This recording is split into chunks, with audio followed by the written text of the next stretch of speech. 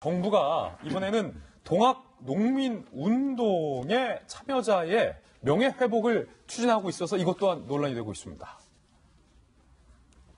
동학농민운동 참으로 오랜만에 들어봐요. 저 국사 시간에 이거 많이 외웠고 밑줄 치면서 외웠어요. 동학농민운동. 문화체육관광부, 우리 정부가 추진하고 있는 일인데 동학농민혁명 참여자 명예회복심의위원회, 그래서 유공자로 등록을 하는 그런 사업을 지난해 9월부터 우리 정부가 추진을 하고 있습니다.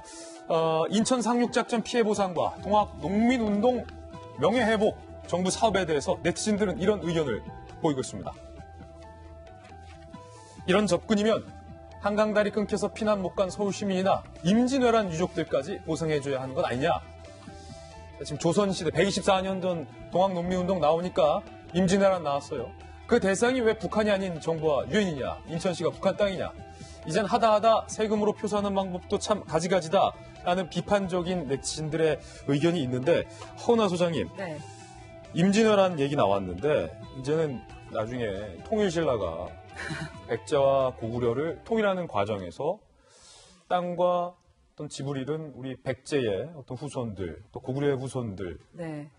뭐 이런 건 아니냐라는 우려까지 좀 나오고 있어요. 너무 바라보는 관점이. 예.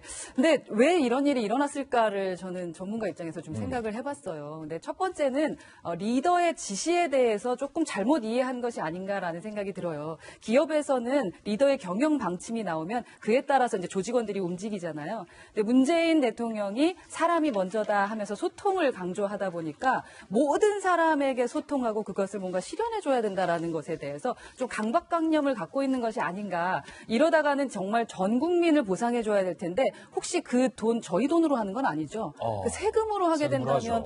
이건 좀 아닌 것 같다라는 생각이 좀 들고요. 그다음에 두 번째는 저희가 기본적으로 생각할 때 지금 이야기를 듣다 보면 미국을 정말 가해자라는 그런 프레임을 만들려고 그러는 것은 아닌가라는 생각도 좀 들어요. 근데 그것도 좀 고민을 좀 하셔야 됩니다.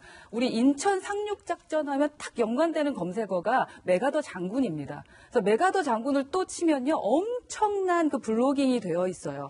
다들 존경한다라는 얘기입니다. 그래서 메가더 장군에 대해서는 아주 긍정적인 생각들이 있는데 왜 하필이면 저 문제를 가지고 미국에 대해서 부정적인 이야기를 하는 걸까? 이렇게 되면 우리 역사 공부 또 다시 해야 됩니다.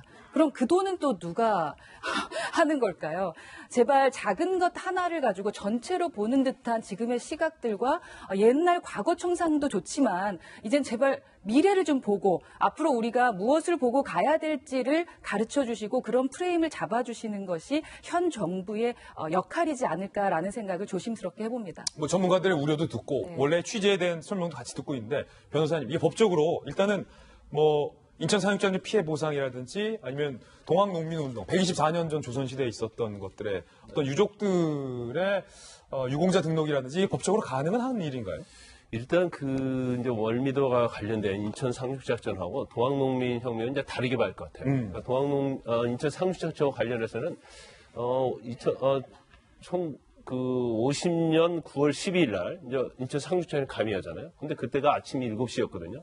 그럼 그 당시에 거기에 북한 대대병력이 주둔하고 있었는데 월미도 주민들 한 120가구에 한 600여 명 된다고 그럽니다. 거기에 참호를 파는 일을 밤새 하고 7시에 이제 집으로 돌아가는 거예요.